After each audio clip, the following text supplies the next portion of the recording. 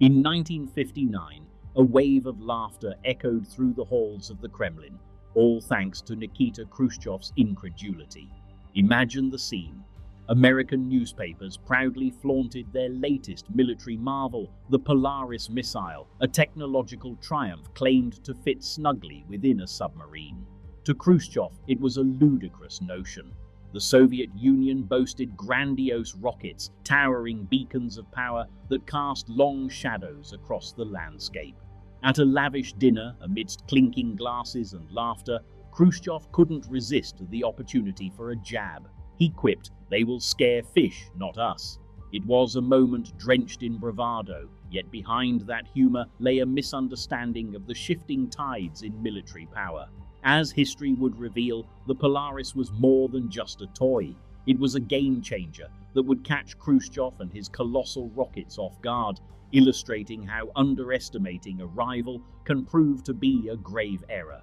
As the world stood on the brink of nuclear conflict, the United States found itself in a race, not just against the Soviets, but against time itself. While Moscow was busy constructing massive intercontinental ballistic missiles, the US Navy quietly embarked on a transformative project that would redefine naval warfare and deterrence. Enter the Polaris program, a concept spearheaded by Admiral William Rayborn, a visionary who understood that the future of nuclear security lay beneath the waves, not on static launch pads. Imagine this: submarines cloaked in the ocean's depths, armed with nuclear missiles ready to strike at a moment's notice. This was a game changer, a terrifyingly efficient solution that could evade radar and enemy detection. As the wind and waves glided over the surface, these vessels could be anywhere, making them a formidable asset. By 1960, the first submarines were not just equipped, but transformed, ready to carry 16 Polaris missiles each. This wasn't just about technology or military might, it was about safeguarding millions of lives from the threat of nuclear annihilation. As ordinary families slept, the world's balance of power shifted underwater, securing peace through sheer unpredictability. The Polaris program wasn't just a military innovation, it was a silent revolution, silently asserting the United States' position in an increasingly perilous world. Khrushchev's rockets, while striking in their sheer size, were more like lumbering giants than precision instruments of warfare. Picture this: hours of painstaking preparation for each launch, complete with open-air fueling rituals that left them exposed and vulnerable. While the American U-2 spy planes soared high above, they effortlessly tracked these massive missiles, illustrating a critical flaw in Khrushchev's strategy. The Soviet Union showcased impressive military parades, dazzling the world with displays of strength. But behind that bravado lay a significant vulnerability. Now let's compare this with the American Polaris submarines. These marvels of engineering operated beneath the waves, hidden from sight, quietly slipping through oceans like stealthy phantoms. They could be ready to launch within minutes, embodying a new kind of military doctrine that prioritizes stealth over sheer size. Imagine the stark contrast. While Khrushchev chuckled at the spectacle of his mighty rockets, he failed to grasp the shifting paradigm of power. It wasn't about whose missiles were bigger, it was about who could strike first and vanish without a trace. In this age of evolving warfare, size no longer guaranteed supremacy. The game had irrevocably changed. On July 20th, 1960, something remarkable was poised to unfold beneath the still waters of the Atlantic Ocean. The USS George Washington, America's most ambitious submarine at that time, quietly submerged, its hull embracing the mysteries of the deep. Inside, the atmosphere was thick with a mix of anticipation and tension. Imagine the crew, a dedicated team of sailors aware that their every move could lead to history being made. They carefully loaded a single missile into the launch tube, their hands steady despite the gravity of their task. The command was given. This was it. This was the moment that would change naval warfare forever. And then, with a resounding force, a blinding plume erupted underwater. In an instant, a 28-foot missile launched like a bolt of lightning through the ocean surface and soared into the clear blue sky. This wasn't just a test, it was a showcase of human ingenuity and determination. The first successful submarine-launched ballistic missile in history had proven itself not only capable but powerful. Every Soviet general watching the footage soon understood the implications. The delicate balance of power had shifted, and suddenly the stakes were higher than ever. The world caught a glimpse of a new era in military strategy. No longer confined to land and air, warfare now had an unseen hand lurking beneath the waves. As the missile tore through the air, it wasn't just a piece of technology. It embodied decades of research, countless hours of training, and an unwavering belief in what was possible. The crew's hearts must have raced, not just with pride, but with a profound sense of responsibility. They had launched a future dictated by powerful forces. This event marked the dawn of a new age, a game changer that would echo through the annals of history and forever alter the landscape of international relations. As the news of the American submarines' capabilities spread through the halls of the Kremlin, an icy silence fell. The shift in mood was palpable. Tension draped itself like a heavy cloak over the Politburo. Khrushchev slammed his fist on the polished wood of the conference table, his anger boiling over. "How could this happen?" he demanded, his voice laced with disbelief and fear. "We cannot let this stand." For the men gathered there, the gravity of the situation was inescapable. The Soviet Navy had long relied on diesel submarines, powerful in their own right, but outdated in the face of this new threat. These vessels were notoriously slow and cumbersome, and their engines roared like chainsaws in still water, leaving them vulnerable and detectable. In stark contrast, the American submarine was a sleek whisper, a phantom gliding silently beneath the waves, capable of launching a barrage of nuclear missiles in mere moments. The realization dawned on them. The American military now held an unparalleled tactical advantage. The ability of a submarine to surface almost anywhere in the world and unleash catastrophic firepower was no longer a matter of hypothetical fear. It was a chilling reality. It wasn't just about size. Now, speed, stealth, and survival were the essential currencies of naval strategy.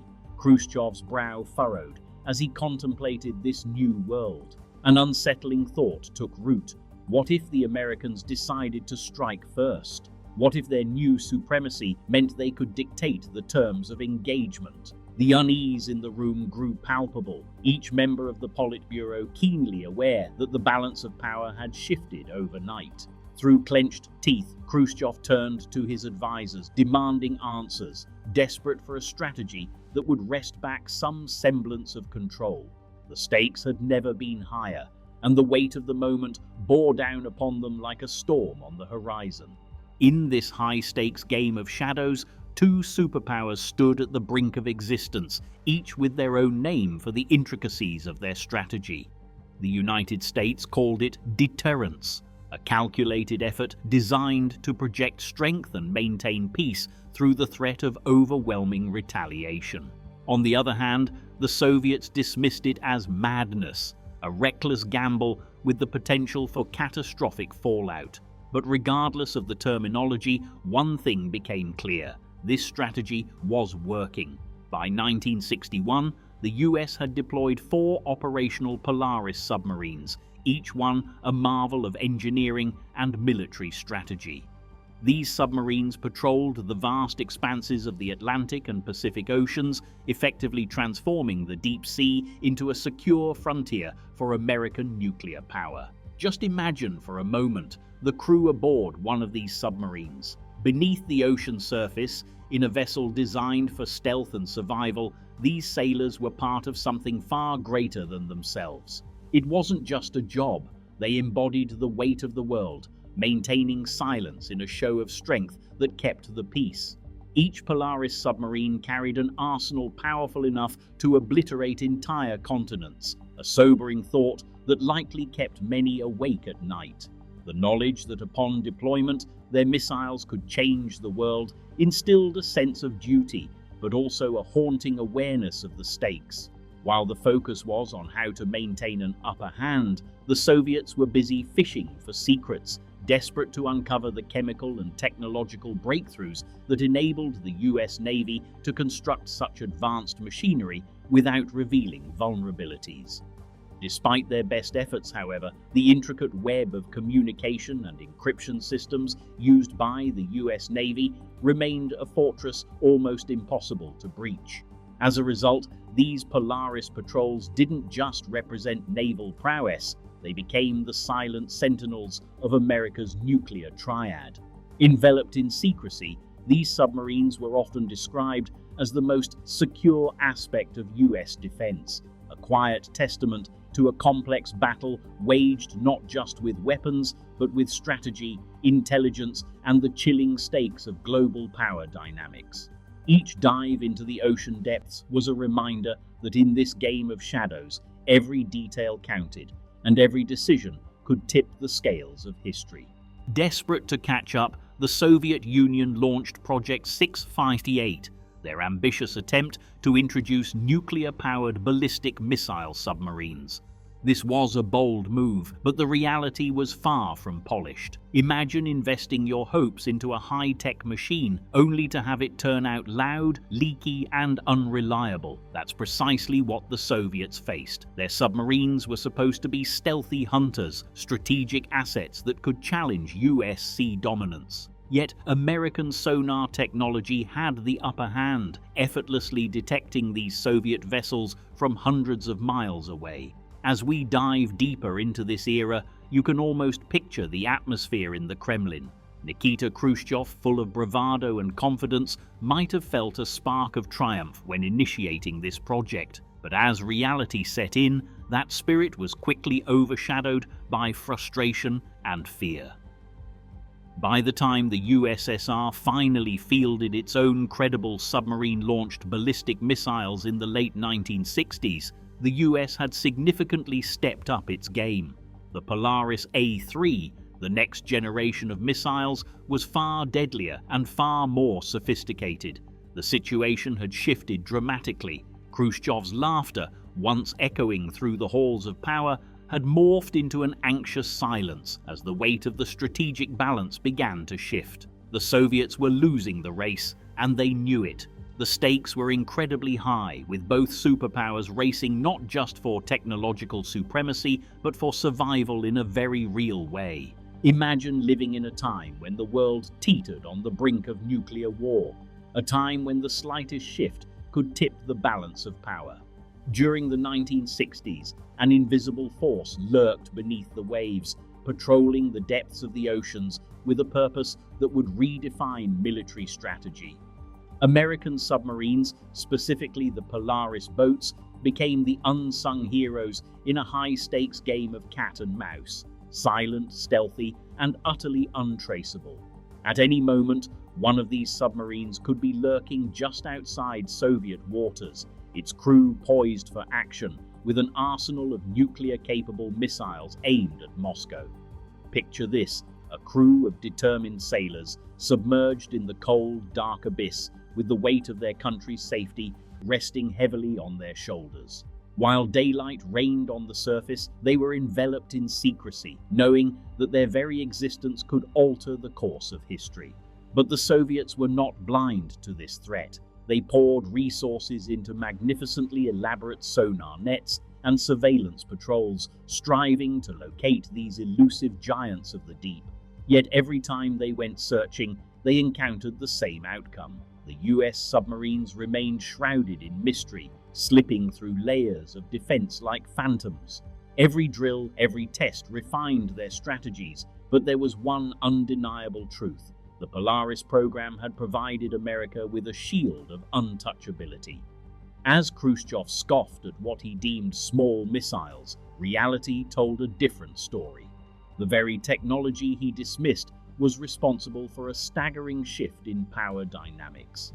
The small, unassuming missiles aboard those submarines were not just a capability, they represented assurance and deterrence for an anxious nation.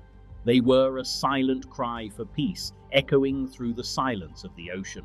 The unseen superiority of the Polaris submarines meant that America held a trump card in its hands, altering not just tactics, but the narrative of the Cold War itself. By the mid-1960s, the US had quietly but effectively transformed its approach to nuclear deterrence, with Polaris submarines emerging as the cornerstone of this strategy. Unlike the grand displays of missile silos or large bombers that loomed over the landscape, these submarines operated unseen, hidden beneath the waves, instilling a new kind of dread. It was a fear not of tangible threats, but of an invisible pact. The Soviets understood that any attempt at a first strike against the US would trigger overwhelming retaliation. These tiny missiles, housed within the depths of the ocean, achieved a remarkable feat, creating an equilibrium of fear that colossal rockets had failed to secure. This was mutual deterrence in its purest form. The scales of power had shifted drastically. Suddenly, the prospect of war transformed from a political maneuver into an inconceivable risk, where the stakes were not just national sovereignty, but the very survival of humanity itself. In essence, this was the dawn of a new era, the age when war, for the first time, became too dangerous to start. Khrushchev never laughed about Polaris again. The evolution of submarine-launched missiles forever altered the landscape of global strategy. As these stealthy vessels slipped beneath the waves, America's naval dominance solidified for decades. What started as a dismissive chuckle transformed into a recognition of a profound threat. Polaris boats paved the way for the more advanced Poseidon and Trident systems, each iteration more accurate and lethal. Imagine the tension during the Cold War, where the most potent deterrents lay unseen, lurking in the depths. The silence of these submarines contrasted starkly with the thunderous implications of their capabilities. It serves as poignant proof that in the world of military strategy, sometimes the quietest weapons carry the loudest message. At a time when fear ruled the narrative, submarines became not just machines of war, but the unsung guardians of peace.